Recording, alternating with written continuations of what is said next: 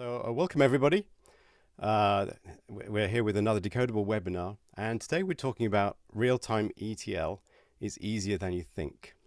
And so my name's John Allwright. I work on product at Decodable, and I'm joined today with David Fabricius, who's also from Decodable. So Hello, welcome everyone. thanks, David. Thanks for taking the time to join us, and let's crack on. I think it's going to be an interesting session.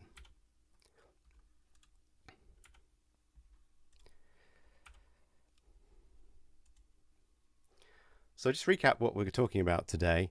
The objective here is to recap, what is an ETL, extract, transform, load architecture? Why are they predominantly still batch? And let's have a look at the way forward with streaming architectures. So we'll just kind of have a quick review of ETL, its variants, and why they exist.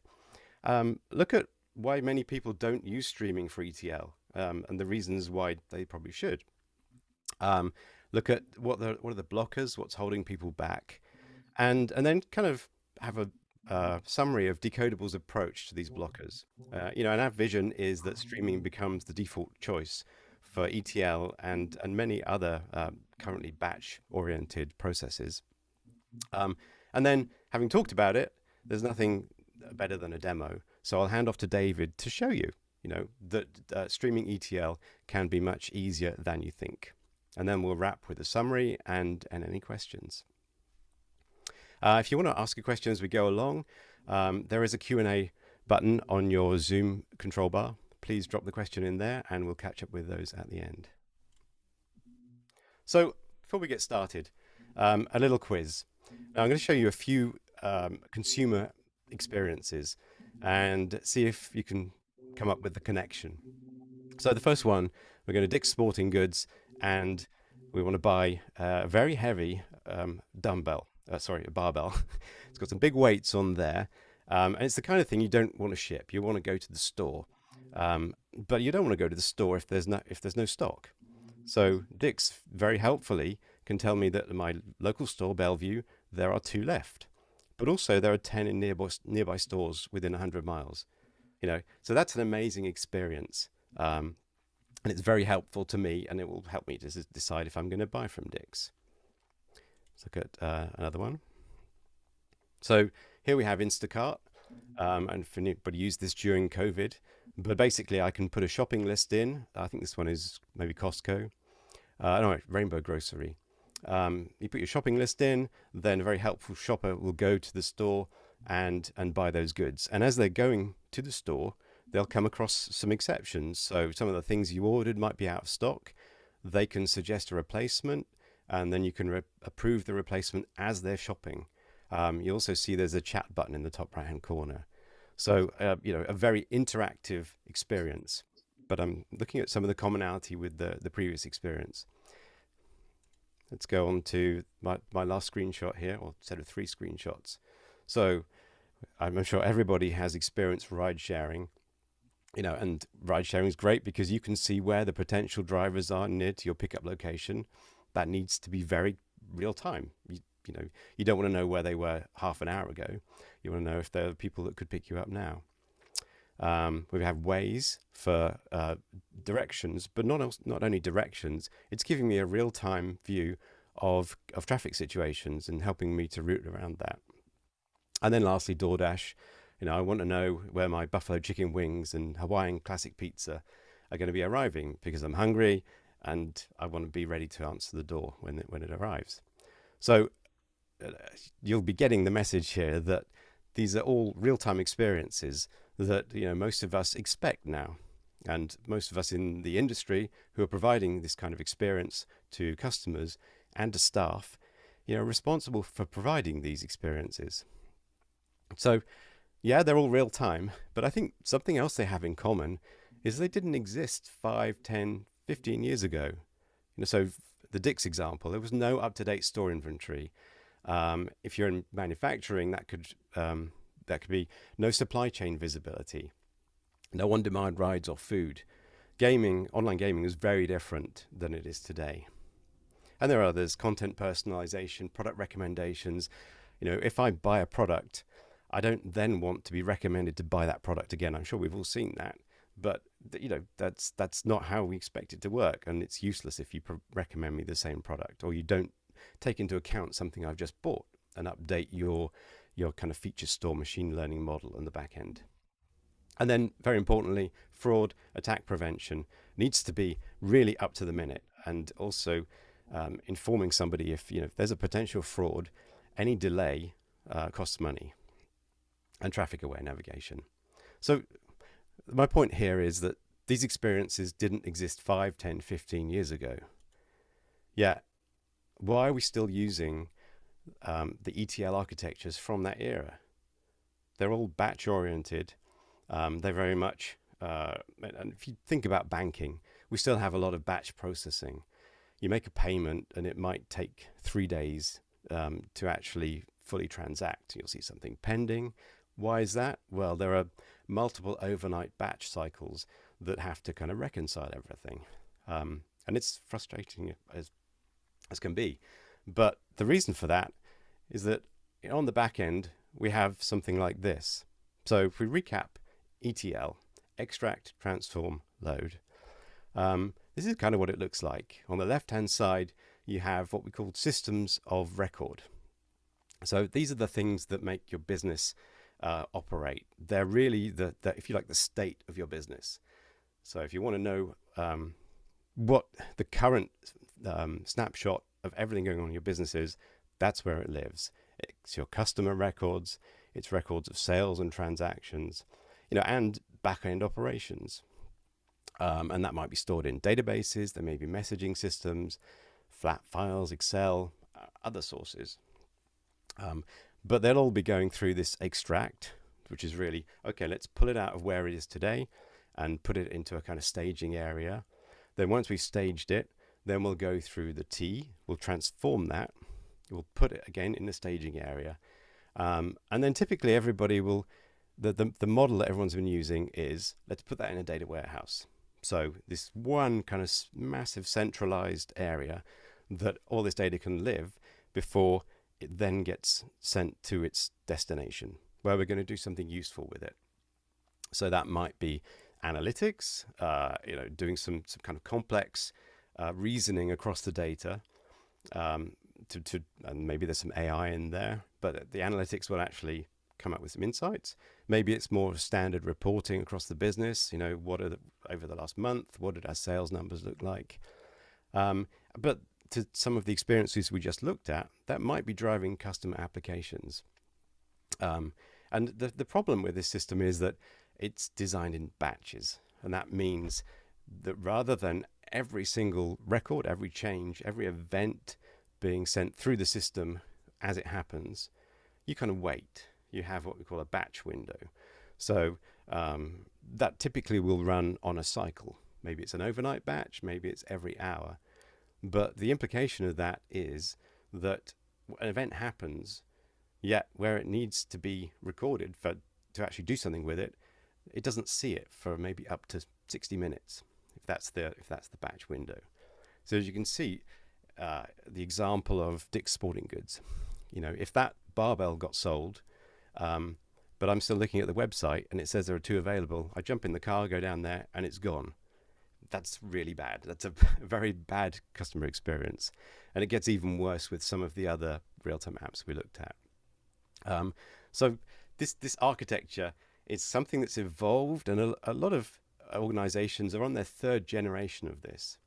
Not only is it slow, that data warehouse in the middle, if you're responsible for paying your Snowflake bill, you know that putting all that data, keeping it at rest in the one place, one monolith even, in the middle of your architecture, is really not what it's intended for.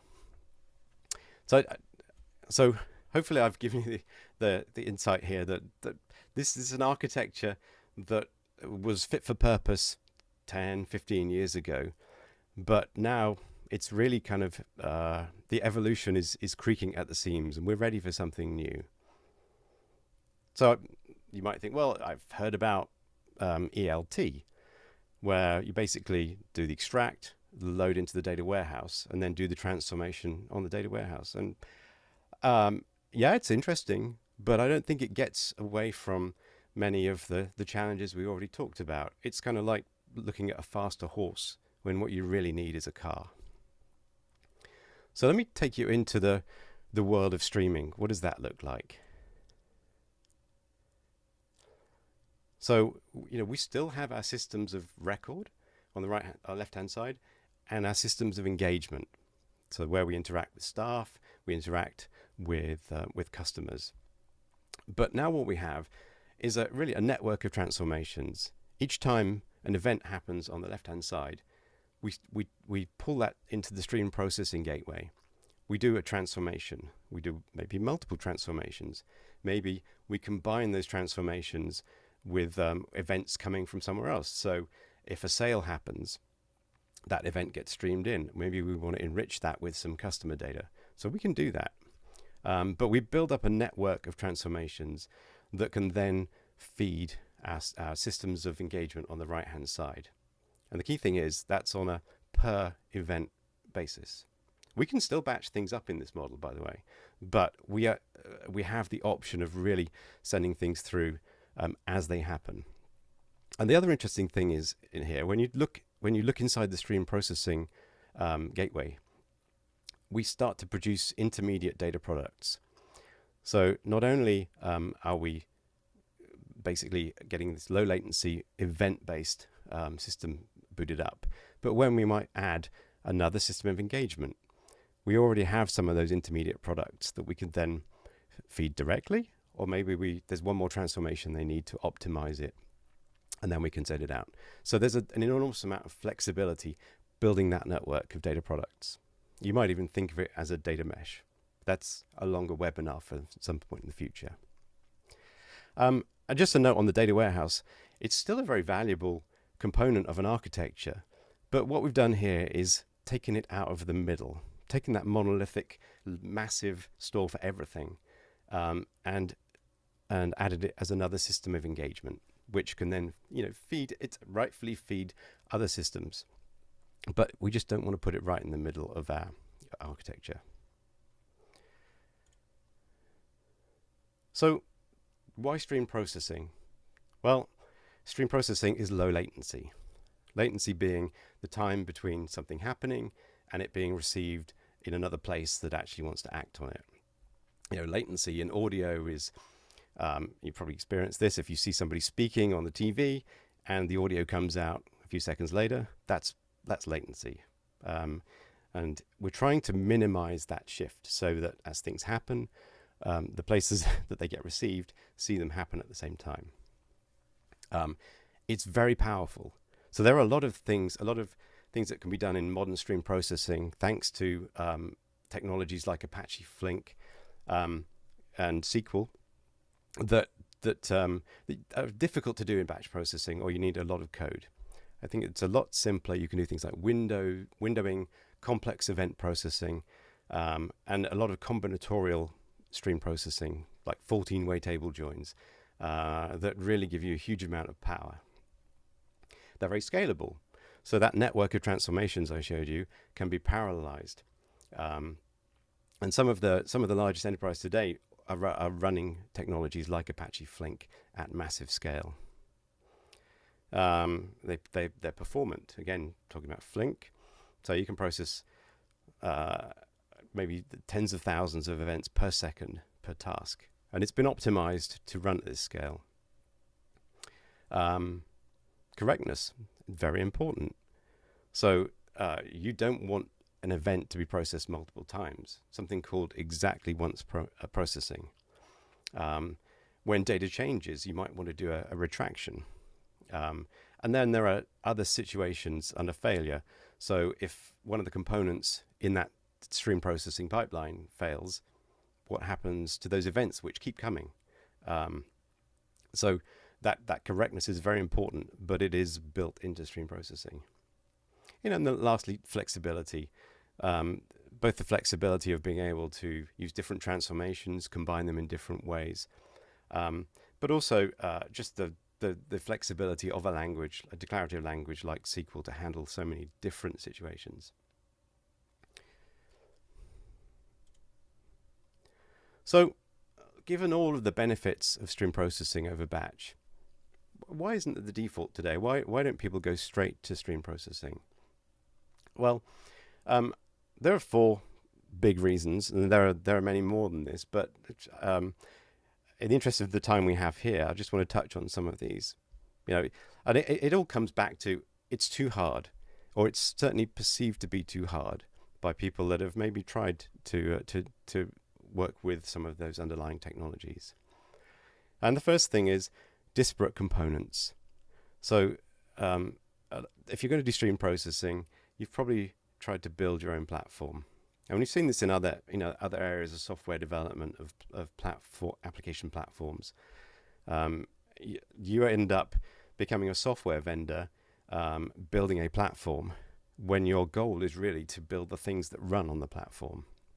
So taking disparate components, they're separate systems, they all have concepts and details that you're trying to work with. There's a lack of functional parity across the systems.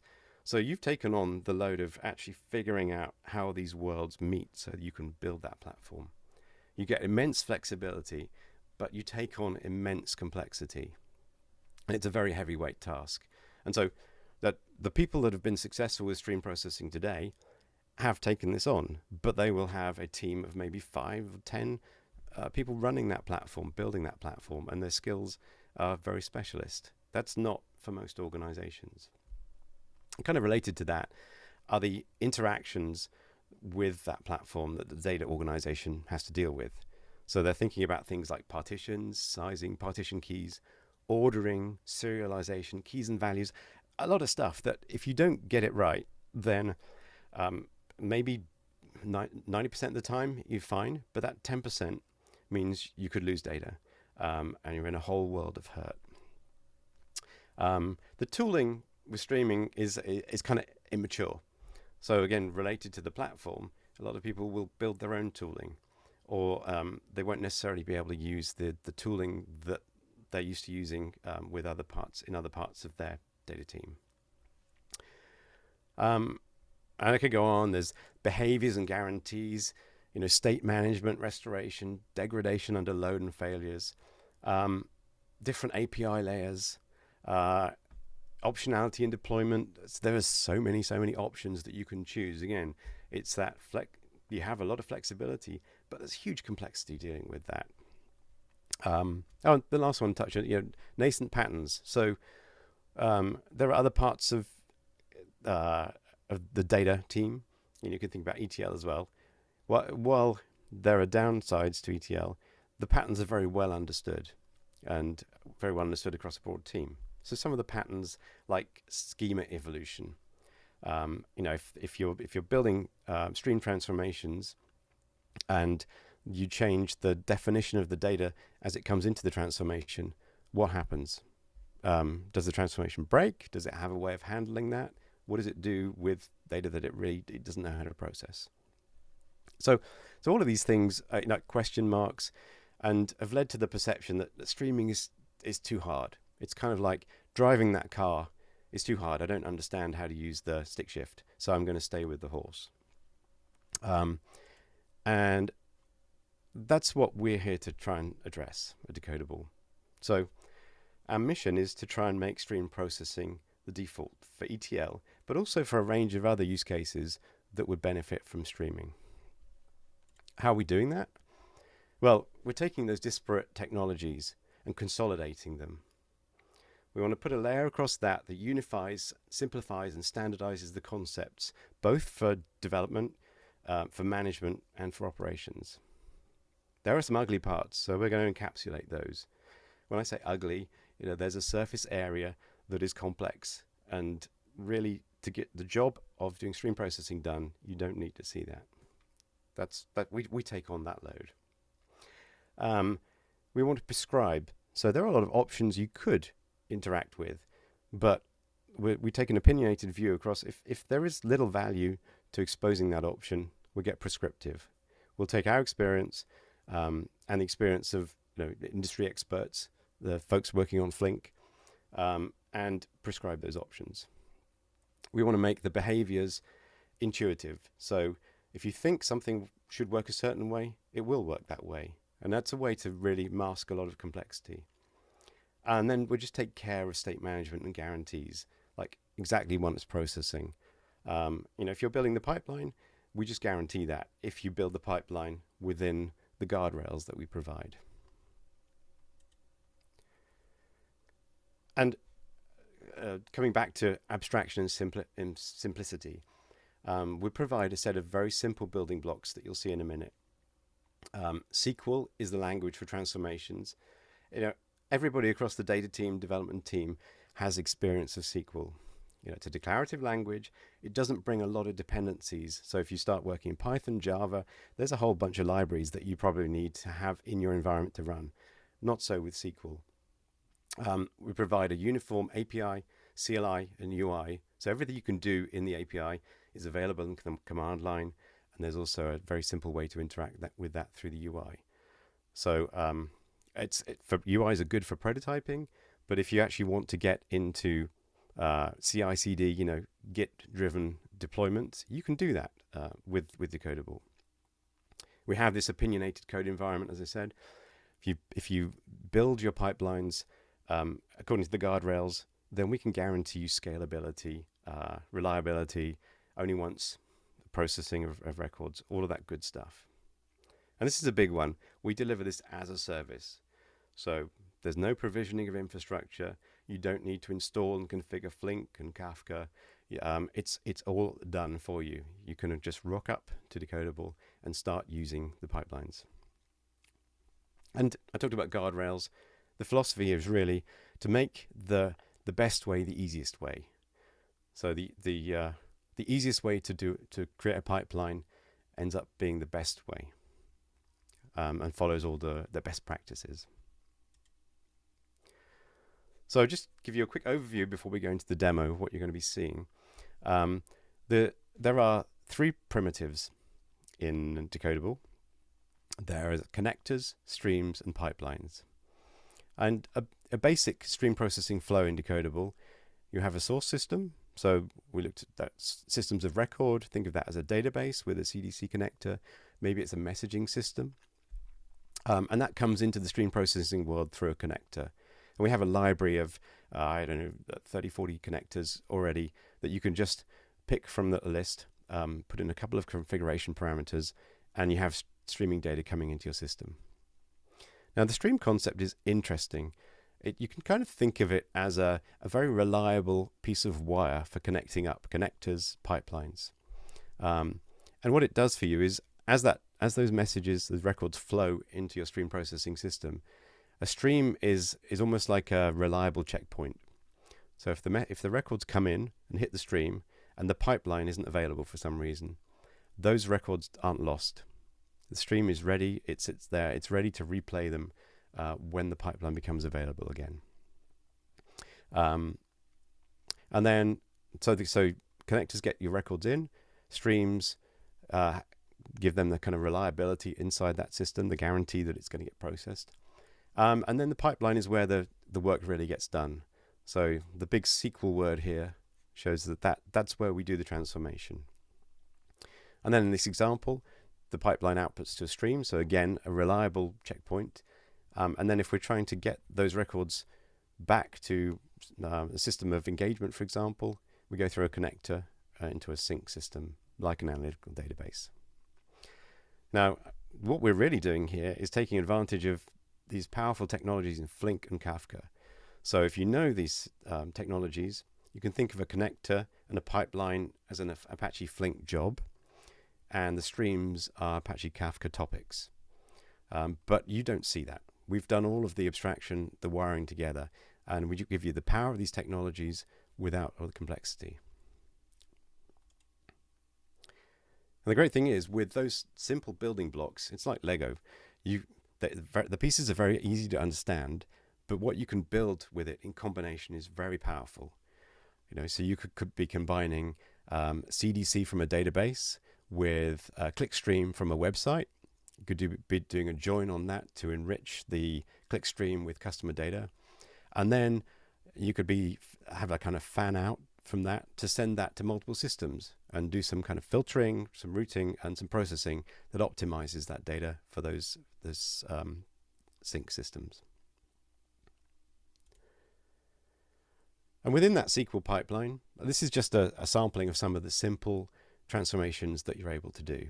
So you can do an aggregation. This is often referred to as windowing. So you can take say a 5-minute window of events coming into the stream processing, into the pipeline, and then you can do some reasoning across those events, and then output a record that is some kind of aggregation. Maybe that's an average, maybe it's a count, or something more sophisticated. And these windows can slide, so it can consistently, continually move that window, tumble that window across the records to give you a constant flow of the aggregated product. We can do complex event processing, so look for a particular pattern of records, and when that's seen, emit an event. You could think of one obvious application for this is fraud detection. So a certain sequence of transactions could look suspicious, you detect that, and then you output a record that says, hey, there's possibly some fraud going on here. Basic transformations. Anonymization is a very frequently used filter. So there's some PII in the incoming records that you need to remove before that data is shared with another system. You can extract data from within a record and use that to change the format of the outgoing records. We can do normalization, cleaning, those kind of things. That's just a sample. There's enrichment is another very big use case. Routing is basically a variant on the transformation and filtering. So the list is very long, but just to give you an idea of some of the basic things that you can do in SQL. So with that, this webinar is intended to demystify real-time ETL, and I've shown you a bunch of slides, but I want to hand over to David to show you how it actually works. Great. All right, thanks, John. And again, welcome everybody, and thank you for coming.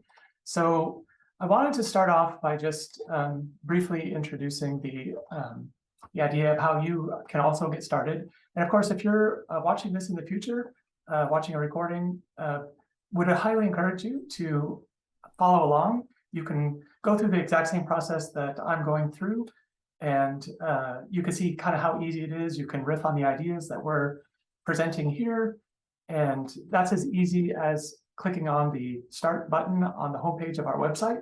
You can use a Google account or a GitHub account to go ahead and create an account with Decodable that will allow you to get started.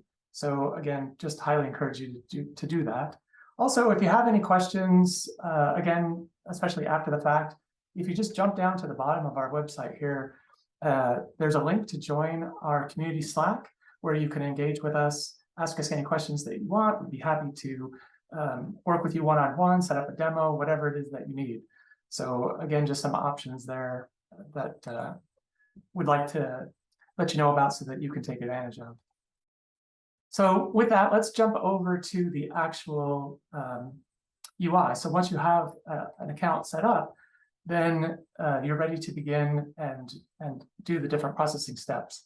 Now I'm going to refer to this kind of high-level architecture that John showed you just a couple seconds ago, just to make sure that we're all kind of on the same page as we sort of go through the application. I know it could be a little disorienting when you're very first seeing an application, so this can be helpful to just keep us all on the same page. So what we're going to do is start with defining that connection. So we have an external system, and we want to extract data out of that, keeping with our ETL theme here. So we do, as John mentioned, have a number of different connectors. You can see it's quite a long list. This is by no means the end of the game for us. We are continuously developing connectors. You'll see this grow. You can also filter this list by whether you are looking at source connectors, so with the idea of bringing data into the system, into the Decodable platform, or whether you are ready to sync that data stream out to the external system that's going to consume the data. So for us, I just wanted to show you maybe a couple of examples on how it is that you create a connector and really what that looks like. So again, in our kind of ETL conversation, you might have say a Postgres database and connecting to it with a change data capture so that that's flowing into the system. And this is basically the kind of thing that you'll see for all the different connectors. What we've done, each connector, you define how you can get at your data by filling in a form that gives the configuration data that's needed to allow for the access of your information. So again, you're not sort of guessing at this or filling this out. If you have a Postgres database, you're going to know the host and the port you're running on, the table that you're interested, the schema, and so on. Different connectors, obviously, different external systems are going to have different capabilities, different features, and different configurations. And this is it's going to be similar for all, but then tailored to that specific connector's needs. So let's jump back. Let's show you another example. We actually, Decodable has partnered with DataStax. So I wanted to kind of share and show off our connector with them. So again, we can see it's the same type of form, but slightly different in terms of the information that they require. So Aster Streaming being a multi-cloud streaming as a service product, this is built on Apache Pulsar. So as we come in, and I'm just going to put in some sample data, and then getting this directly out of DataStax documentation. But again, this isn't a configuration that you're making up, right? This is describing your external system that you already have. So should be straightforward enough to have this sort of defined for your own use case. And I'm just kind of copying and pasting this in because these can get kind of complicated. Whether or not you have a token, I'm just going to use password because that's, of course, highly secure. But you would put in the appropriate authentication that you need. There are some choices for how the data is streamed over. And different connectors will have different options, whether it's JSON, Avro, Debezium, or other choices as well, depending on the connector. So once you have defined that configuration for that external system, that is essentially you creating a connection in Decodable. It is that straightforward. You have a form that captures all this information. You fill out with the information that you already know, and now we are ready to consume that real-time stream of data coming into the system. And then the question is, well, where is it going to go? And John mentioned this, the idea of streams. So streams are where data lives inside of Decodable. And for this purpose, we're going to create a new stream. If you have a particular format of data that comes from multiple locations, you may be reusing streams. But most often, I suppose, when you're creating a new connection, you're also defining a new stream. So we can give this a quick name. So we'll call this maybe DataStax. This will be our click stream, or whatever the sort of application or data stream or messaging stream that you're consuming, that you're bringing into the Decodable system. And then there's a couple of different ways to define what that data looks like. So again, this is going to match the data schema that you already have in that external system that you're linking up to Decodable. One way to do it is very interactive. This is great for prototyping, and this is what I'll show you today. But we can also use a structured schema definition. And there's a couple of different schema types that can be used, Avro or JSON schema. And so very often you might have this in a file already that has the fields that are in your data and the data types that define them. So you can just kind of copy and paste that in here and consume that directly. For us, though, we're going to kind of go through the process of doing it more manually by hand. Again, this is good for prototyping, for learning, what have you. So we can go ahead and add fields. So for example, you might have an ID, maybe a GUID, and you can set it up as, whatever data type is most appropriate for you. So there are a lot of data types that are supported, including compound data types, arrays, maps, rows, where if you have like nested data coming in, that can be mapped into our schema so that you can access very complicated data structures. So we might say that this is a string. There are two types of streams that Decodable supports. There's append and change records. So if you have an append stream, then every new data row that comes in, or data record that comes in, is just going to append to the decodable stream. If you have a primary key set on your data, this can also allow you then to do a change stream. So we will, using the ID, all of the records for the same ID will be recognized as being the same information. So if new data comes in for the same primary key, then a change will be created. So instead of having an ever-increasing, number of records in your database, with a change stream, each unique key is just going to be updated with new records. So hopefully that makes sense. Then, of course, we can, a lot of streams are going to have some kind of timestamp. We have different options for the kind of timestamp you can use. We can use the millisecond precision timestamp. And then, of course, you'll have all of your regular fields, which can be any of the types, right? So we can grab a big int, for example. Once you have the schema defined that reflects the data that's going to come in through that connection, then you're ready to proceed, and we can go ahead and name this. So again, in the case where this is maybe a click stream, this will be our raw data coming in from that connection that we will then want to transform. So once we have that, and this is my my connection name as opposed to my stream name. So if we go back real quick, we can see that the name of the stream is what I've defined over here. Maybe we will change this to our raw data stream. Again, the schema that we've defined, and then the click stream coming in from data stacks. And there's many different ways that you can do naming conventions, and very, very common to use this kind of underscore syntax, but whichever is right for you, your organization, you can use. So once that connection is created, we can get a couple of different views on that connection. Here we can see that we'll get some metrics once the connection is actually up and running, and records are coming in from that external system and populating the stream.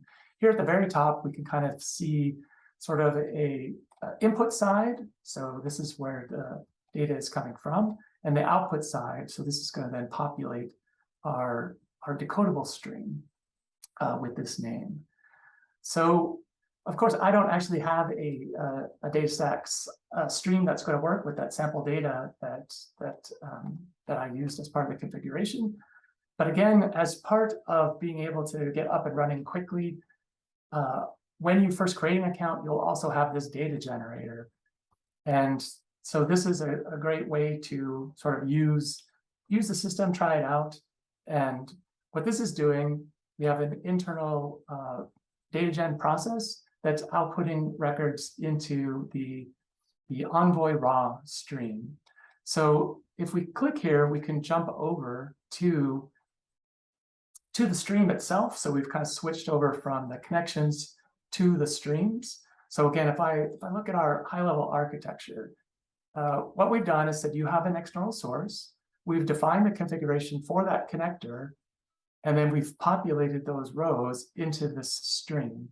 So this is kind of our input side before we do the transformation in the pipeline. So this is what we're looking at right now. And that's this screen right here. So for our sample Envoy connection, these are the records that are coming in. We only have one field, its value, and it's just a big string that maybe we want to parse and pull out into separate fields. So obviously, the use case for any your application specifically or your data stream specifically is going to change, but it will be similar in nature to this. You'd be able to see the different fields that come in that define this data stream, what the data actually is. So we have a couple of choices now. Again, this being the input side. On the output side, we can, if we want to move on to the transform phase, we would jump over to a pipeline and start writing SQL. And we'll see in a bit when we finish the pipeline, streams can also go out to an external system through a sync connection. So we'll get to that in a bit. So let's go ahead and jump over to creating the pipeline. So we know that because we just came from the Envoy raw stream, that's where the records are going to come from.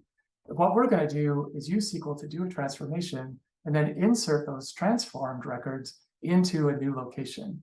So a random stream, a random name of a stream is created for you just to kind of get the ball rolling. And if we just do nothing else but just run a preview of what this pipeline is going to do for us, we can see that it's going to look pretty much exactly like the input stream that we just saw in the streams preview, right? But we can continue to use this preview feature as we develop the stream. So the first thing that I'm going to do is just sort of rename our stream. So once we have gone through the SQL that we want, we're gonna start again with our raw stream, and then we're gonna end up with our transformed stream.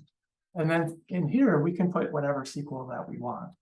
So I'm gonna come over and just, for the sake of speed and avoiding of typos, paste in a bit of code that we can use to help transform our data. So there are a number of different functions, of course, that you can use in your SQL code. And Grok is one that will let us look at the value field that we have on our incoming data, and then use some regex style matching to go ahead and pull out some of this information and put it into a mapped field called just fields. And I am using common table expressions, this with SQL style. Of course, you can sort of nest your select statements if you wanted to do it that way, but I find it a little easier to read when using CTE, so I like that a little bit better. So this will be kind of our first stage where we're just simply pulling out the data, and then we can further transform by taking some of these mapped fields, like the timestamp, which is a string as it starts out, but we want this to specifically be a timestamp field so that we can use it for windowing and the different things that John mentioned, aggregations. When you are defining some kind of a window, you need to have a field in your data stream that is actually a timestamp type, the data type. So we also have a couple of other fields that we're pulling out, and we can even cast the mapped fields from strings into whatever actual data type that we want to use. So once we've got our SQL put in, we can go ahead and double check by running the preview, make sure it's working the way we want. And let's say, for example, that maybe you did make a mistake in your SQL code. You even have some feedback. Error messages can help you kind of identify things that went wrong, and so that you can chase that down. Here we can see we encountered the word method on line 15. Got another line numbers here. And it turns out that method is, in fact, one of the over 500 reserved keywords in SQL. So good to be able to have that. Even version is in blue here. So we can kind of see that that is potentially a special keyword. And just putting backticks around these will let you sidestep that issue. Of course, you could change it to anything different, but oftentimes it's nice to be able to use the actual field namings that you want. So while this is kind of generating the preview, I also wanted to just highlight this link to the SQL reference. So if you click on this, this will jump over to the Decodable documentation, and you can see all of the different reference materials for the different functions you have. So as an example, we can jump down to grok, which we used, but all of these familiar SQL functionality that you have is available. And then of course, we have a page specifically going through the different windowing functions for aggregation, whether that's tumble or hop, things like that. So if we jump back into our pipeline creation, we now have transformed that sort of raw text string, pulled out the fields that we want, changed the data types so that they're more appropriate for how we want to be able to use them going forward. The preview looks good, and we're finished. We've created a pipeline. We're ready to go. So at this point, we can go ahead and click Next. And that is going to, again, take us to a place where we can define where we want this information to go, which is going to be another stream. This is our output stream. Again, this is where data lives in Decodable. So if we jump back to our simple architecture here. So we've just finished creating a pipeline, and now we're defining this stream where the output of the pipeline is going to go and live inside. So as we jump back here, it's pretty straightforward when you're creating a pipeline, because the stream can be inferred from what the SQL code told it to be.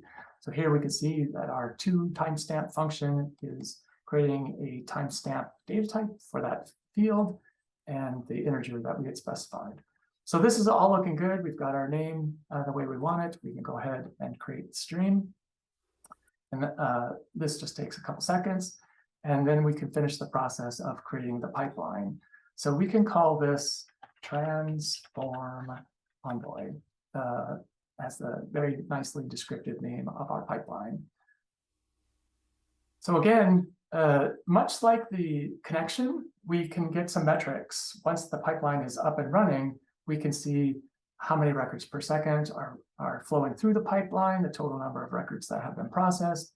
Here at the top, again, we can kind of see on the inbound side, this pipeline is being fed from the Envoy raw stream. Once it has been processed, it's going to go to the Envoy transformed stream.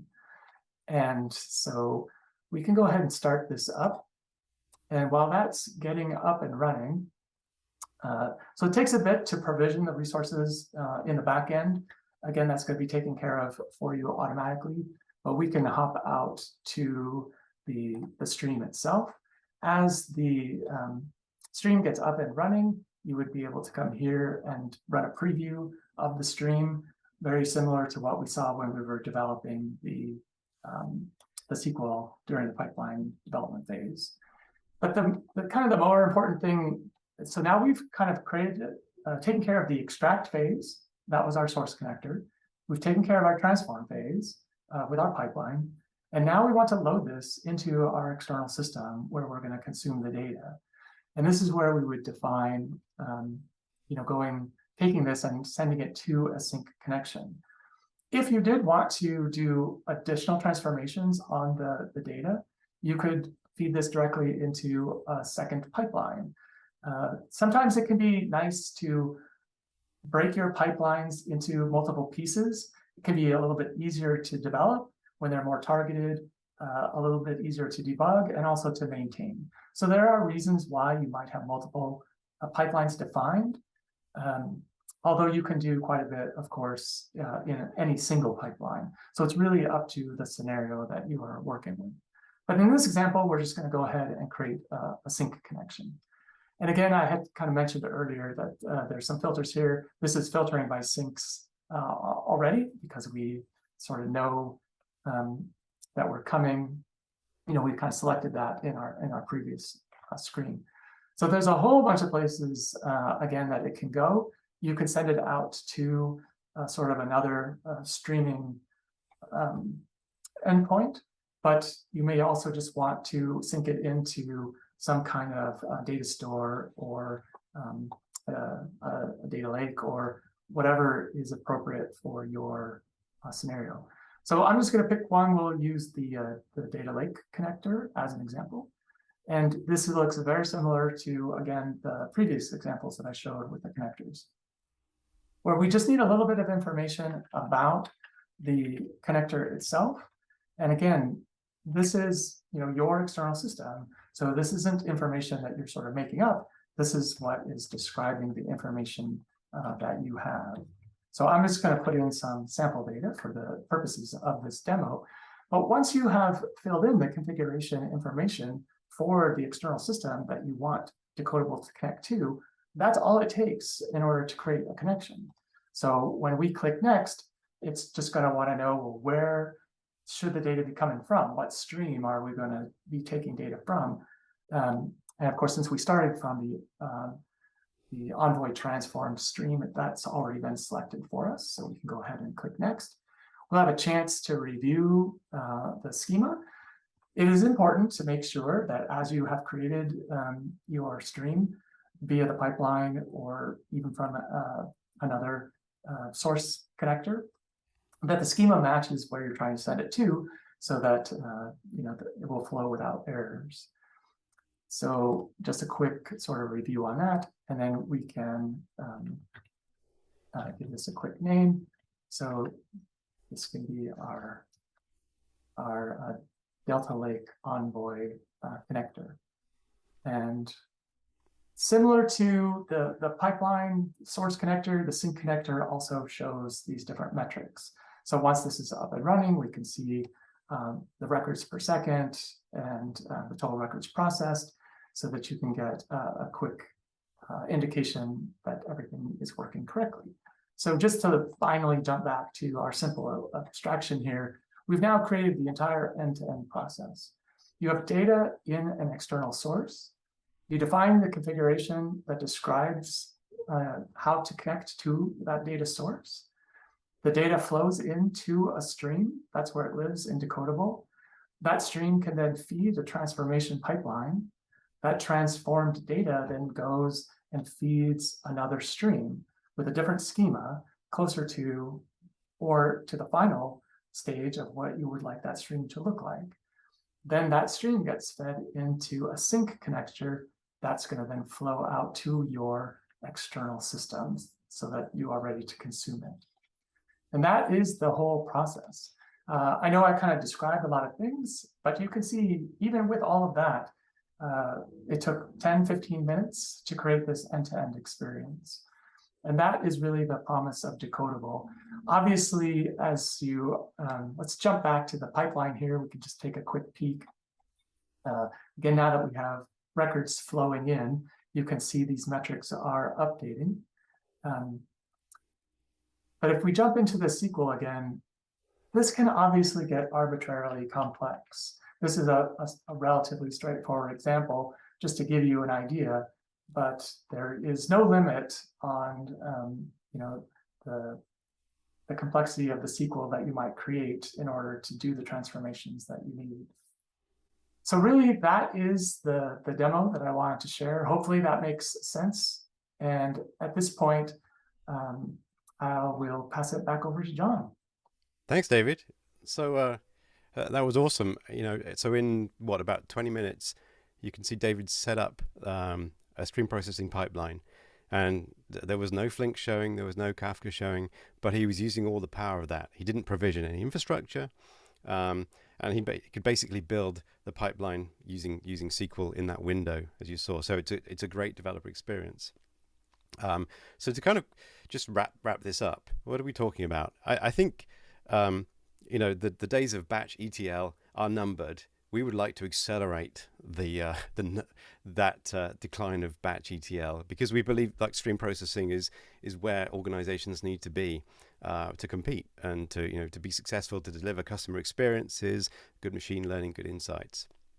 And so this picture really kind of wraps some of that up in the decodable frame. It's really taking accessing data, data records in data stores, operational databases, messaging systems, custom APIs, wherever it might live, applying those different transformations. You can see here, filtering, routing, masking, match recognizing. And then the objective really is to ingest that into a whole range of different types of sync systems, whether those are analytical databases, operational databases, messaging systems, something like file-based like S3, maybe it's another data warehouse. And just to make that as easy as possible and as agile as possible. So there's an awful lot of power, but it's very easy to use. And so we say powerful stream processing in minutes, not months. It's kind of a catchy marketing phrase, but we just showed you how you can do that in minutes. And we can do that because it's as a service. There's zero infrastructure. And we have a very rapid development environment using SQL, which everybody knows. You probably will end up using SQL in ways you hadn't thought about using it in the past, but that's kind of part of the fun. The connector catalog means it's really easy to get those ingress and egress points set up very quickly. And the abstractions, connectors, streams, pipelines, that's it. That's what you need to understand. And then you can, like the few Lego bricks, you can start piecing those together and, building what you need to your heart's content. And so with that, if you're interested in what we've shown you, and you just want to talk about stream processing, there's no hard sell here. You'd love to get in touch. We live at decodable.co. You can use the free tier of our app for free, so you get 4 tasks. You can run the exact demo that David just ran very easily. The instructions are in the docs. We also have a YouTube channel where we run through demos, also specific demos actually connecting to some of the sources and syncs. So we didn't have them set up today, but developer relations engineer Hubert actually has S3, he actually has Pinot, all that good stuff. So you can see that working.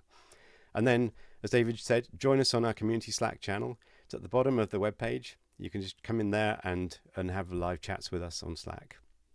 And if you wanted to set up a meeting, maybe have a demo for your company, you can give Saul at decodable.co. It's call Saul, email Saul, get in touch with Saul, and we can set that up. I had a couple more resources just before we finish. So some of the topics we touched on very lightly here today, we go into in more depth. So if you're interested in the opinions and why ETL data warehouses in the middle of your architecture are not a good idea, we have a really good blog post written by Eric Sammer, who's our CEO and founder. So check that out on the blog on the website. And additionally, talking about kind of Decodable's approach to making stream processing the default, Eric was also at the Confluent Current conference. I had to say that very carefully, recently. And so if you go into, if you search for Current 2022 Confluent, you'll get there. And the on-demand sessions, it's free. I think you maybe have to give them your email to register, but there's Eric's talking in much more detail about the philosophy behind Decodable. And, it's not Decodable specific, but there's also a lot of information in there about the current state of streaming. So I encourage you to check that out. And with that, I'm going to say thank you, and hopefully we'll see you next time on the Decodable webinars. Thanks very much. Thanks, everyone.